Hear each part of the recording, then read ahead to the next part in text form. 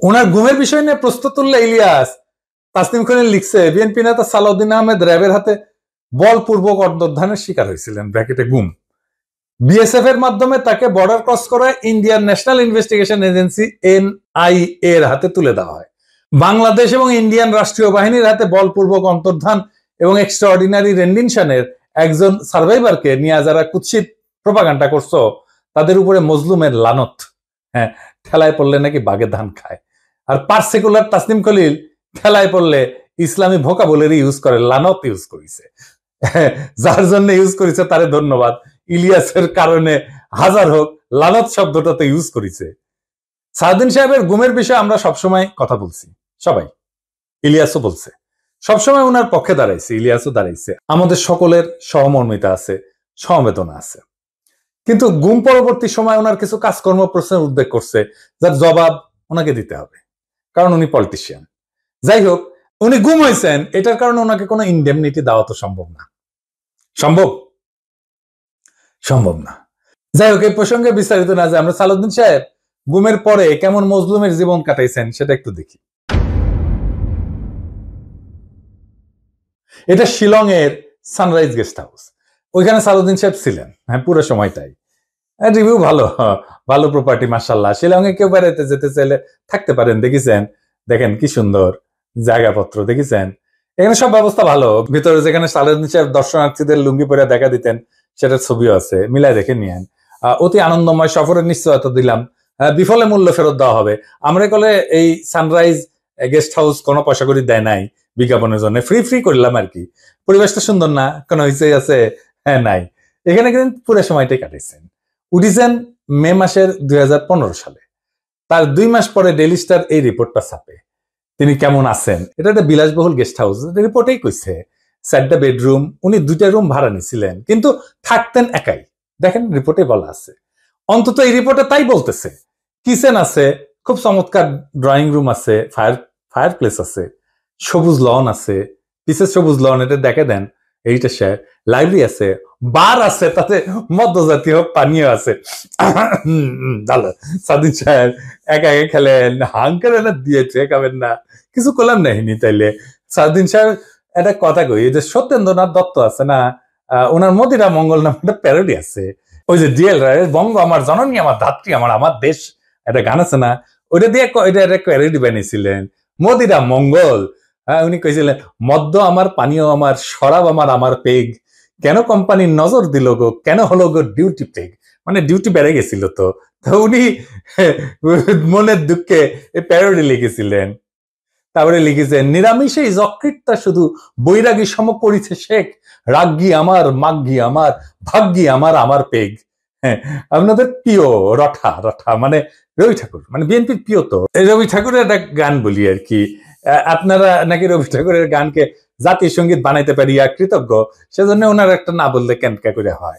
মানে চিরকুমার সভা এটা লেখা আছে, ওরা অক্ষয় বলে একজন চরিত্র আছে, ওই গাইতেছে, ওই গাইছে কি জানেন, অভয় দাও তো বলি আমার উইস্কি, মানে ইচ্ছা, অভয় দাও তো বলি আমার উইস্কি, 100 টাকা সোডার জলে বাকি 3 পোয়া হুইস্কি।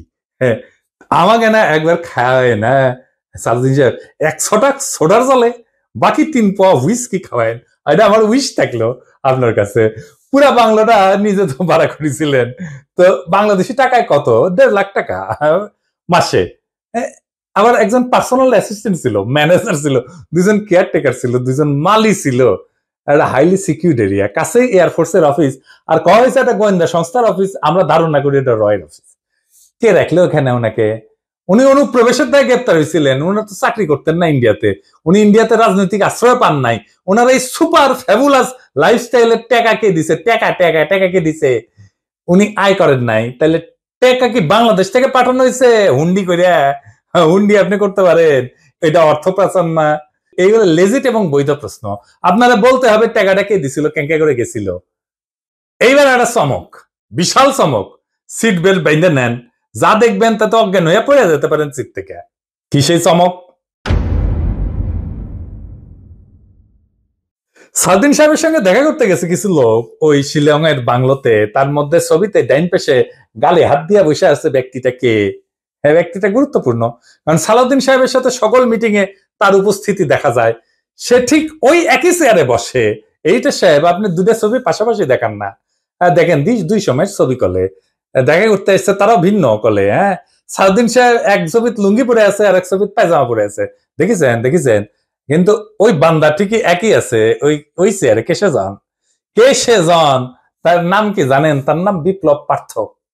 চট্টগ্রামে তাকে সবাই চেনে, আওয়ামী লীগের একজন লেসপেন্সার, আওয়ামী লীগের একজন কর্মী এবং ভারতীয় এজেন্ট হিসেবে। আওয়ামী লীগের 15 বছর পুরোটা সময় দাপটের সাথে জীবনযাপন করে গেছেন। ছিলেন চট্টগ্রাম মহানগর আওয়ামী লীগের সাধারণ সম্পাদক আজম নাসির উদ্দিনের অন্যতম ডাইন হাত। আজম নাসিরের অনলাইন একটা পোর্টাল ছিল, তার নাম ছিল জয় নিউজ। জয় নিউজের সাংবাদিক হিসেবে দীর্ঘদিন কাজ করেছিল এই বিপ্লব পার্থ, মাশাআল্লাহ। কিন্তু এইসব পরিচয়ের বাইরেও তার একটা বড় পরিচয় আছে। বিপ্লব পার্থর মূল পরিচয়, সে ইসকনের চট্টগ্রাম বিভাগের মিডিয়া সেলের সমন্বয়ক। হ্যাঁ, সমন্বয়ক না, সমন্বয়ক।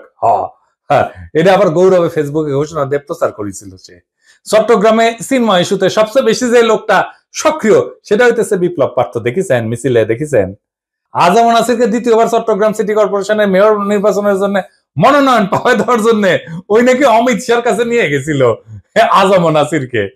আওয়ামী লীগ সরকারের আমলে বিপ্লব নাকি 60 বারের বেশি ইন্ডিয়া সফর করেছে, গর্ব করে কইতো, সব জায়গায় প্রচার করতো। আর এই সমস্ত সফরের নাকি বেশিরভাগই ছিল সরকারি সফর। তার পাসপোর্ট যাচাই করা হোক, তার প্রমাণ মিলবে। ইমিগ্রেশনে খোঁজ নেন, দেখেন কয়বার গেছিল। এটা পুলিশের কাজ, গোয়েন্দা সংস্থার কাজ। কেন একজন ব্যক্তি এতবার ভারত সফরে গেল, সেটা নিশ্চয়ই কারণ আছে। অনুসন্ধান করে এই রহস্য উদ্ধার করা হোক। এতদিন আওয়ামী লীগ হইলেও, এত সাজলেও, আওয়ামী লীগ সাজলেও 5ই আগস্টের পর হঠাৎ কইরা রূপ বদল করে বিএনপি হয়ে গেছে। সব প্রোগ্রামে যায় বিএনপি।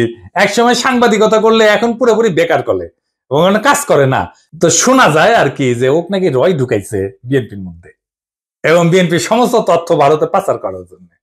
এমন একজন বিতর্কিত সেন্সিটিভ লোক ফ্যাসিবাদী সরকারের সময় কয়েকবার দেখা করছে সালাউদ্দিন সাহেবের সাথে। কি কারণে?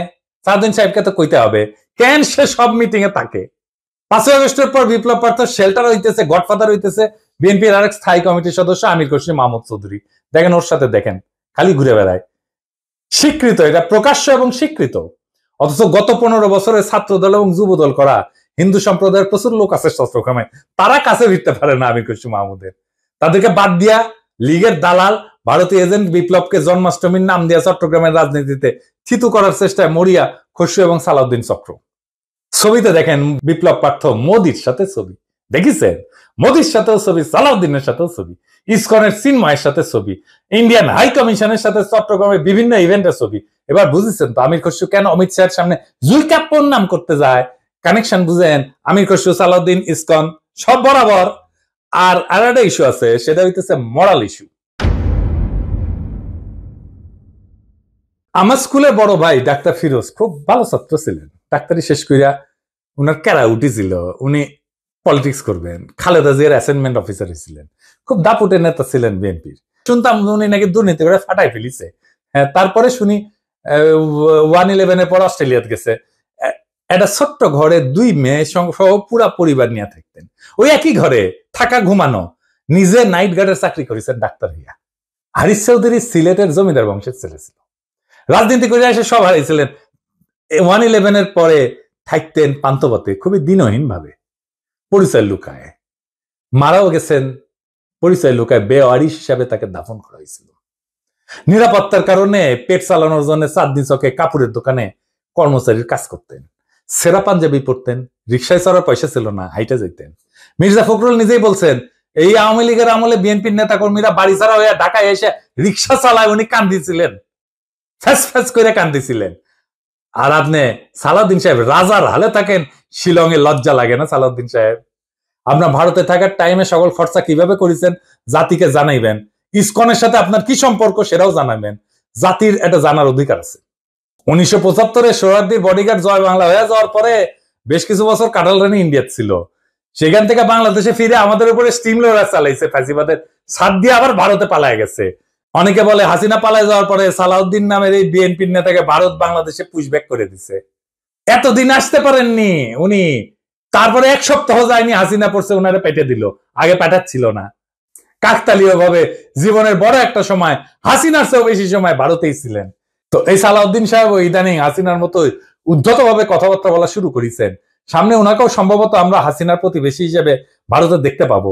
মাশাআল্লাহ। সালাউদ্দিন সাহেব, মানুষ আপনারা ইন্ডিয়ান মাল বলে, আপনি শুনেন না, কিন্তু ক্যামেরা ঠিকই শুনে।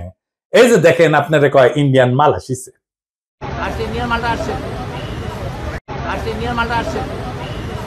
একজন নেতার চেহারা, পোশাক, স্টাইল, ফ্যাশন এ সমস্ত ইতিহাসের পাতায় জায়গা করে নেয় না।